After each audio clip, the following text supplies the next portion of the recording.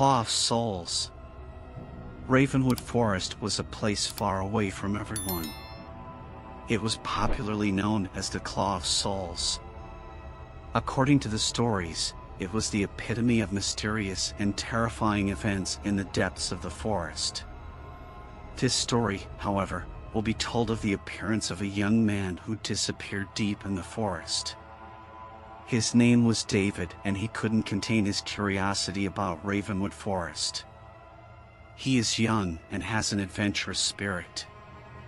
One morning he came to the entrance of the forest and stood by the river. As he looked deeper into the forest, curiosity got the better of him. When David stepped into the forest, he immediately noticed the silence that surrounded him.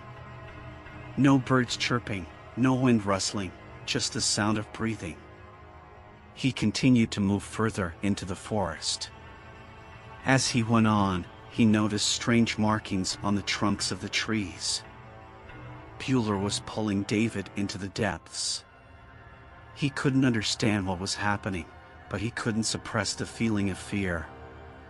After walking for several hours, he came to a mysterious hut. The door of the hut was wide open. David went inside and found a strange interior. The walls were covered with old writings, and in the center was a strange stone. There were symbols engraved on the stone, and David was fascinated by them. More than once the door of the hut was slammed, and David could feel it structurally. With a dislocated sound coming from the door, the surrounding shadows began to come alive. David now found himself in the part of his particles. As the shadows enveloped David, he was too frightened to leave the hut. As the shadows got closer to him, he began to dissolve in strange symbols.